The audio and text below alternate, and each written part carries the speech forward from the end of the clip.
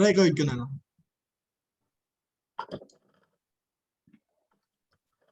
So, good morning, sir. Good morning, everyone. Our debate for today is about whether Aguinaldo was to blame for death of Andres Bonifacio or not. We all know that after the Tajeros Convention, Andres Bonifacio walked out and Aguinaldo went to Naik with 40 of his generals, including some of Aguinaldo's. Then Aguinaldo headed there to confirm what's happening. And but that was not the reason why Andres Bonifacio was arrested and executed.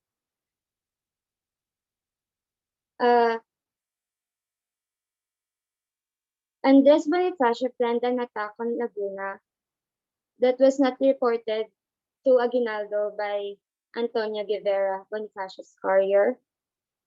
So Aguinaldo heard that news and decided to arrest Bonifacio as an act of treason to the government.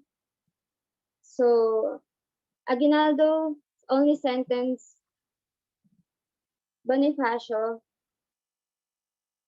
as to exile for not wanting Bonifacio's followers to be more angry.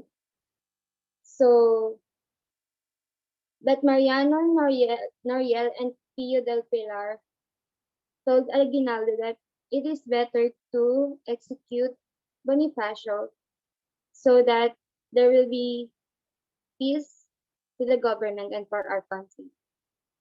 So Aguinaldo, being provoked by Mariano Noriel and Pio del Pilar, ordered to execute Bonifacio at the Mount Magpatong near Mount Buntis in Maragondon, Cavite.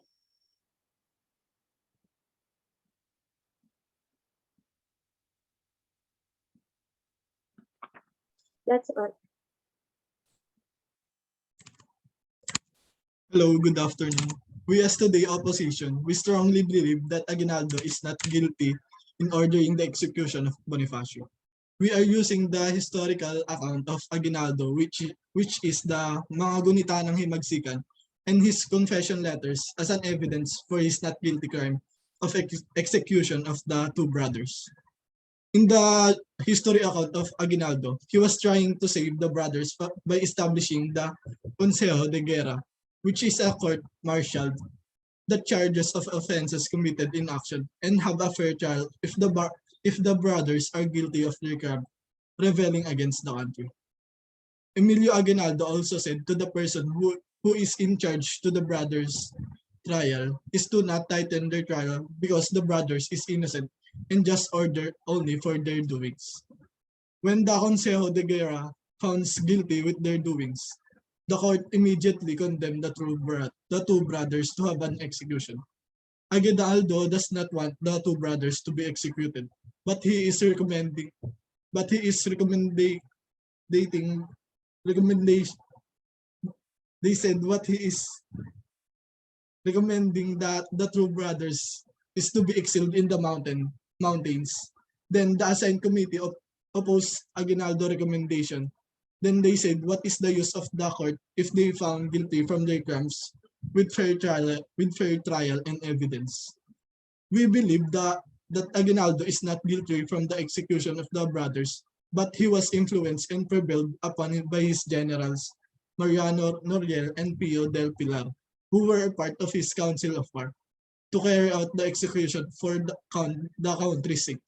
And also the people assigned from the Consejo de Guerra and have no choice but to execute the brothers for the sake of the peace of the people.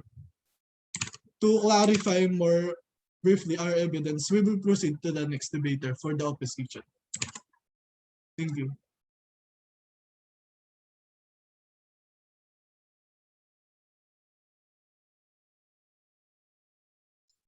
Nakamute ka na.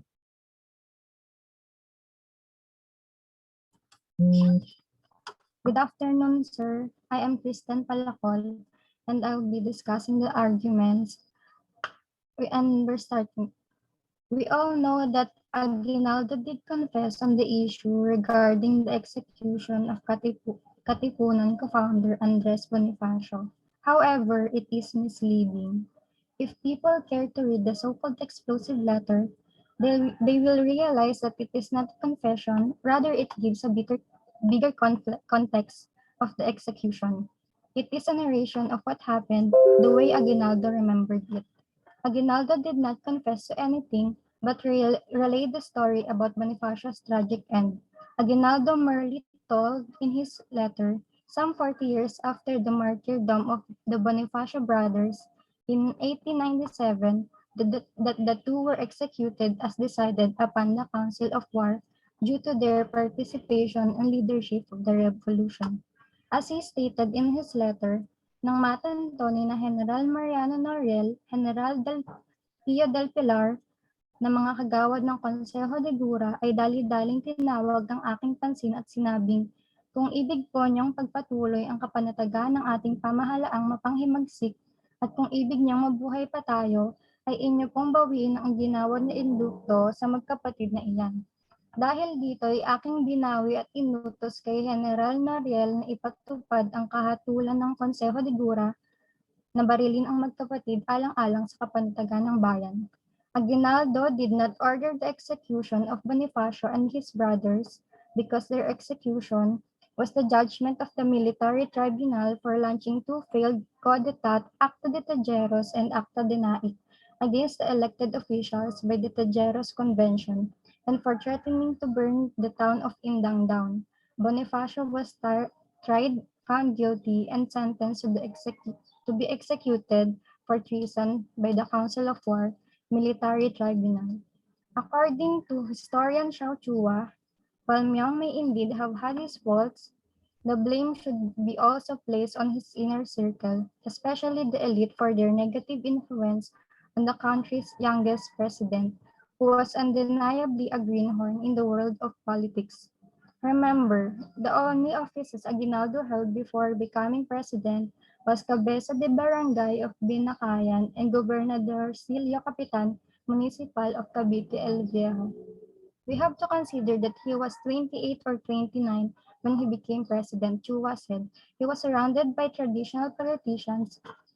He also said it was the elite system, elite democracy that killed the Supremo.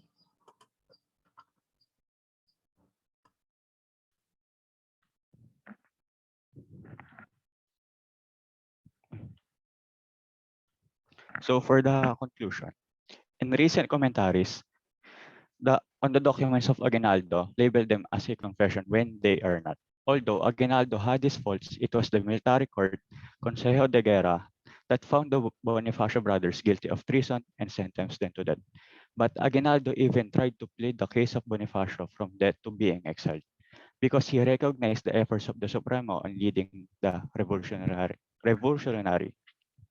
But he was pressured by the members of the council, notably General Mariano and Pio del Pilar, so he just went with the council's decision. Finally, it was the elite democracy that killed the Supremo. Aguinaldo was forced to go with the decision of the council because he was convinced if they didn't kill Bonifacio, he would later be a threat to the government.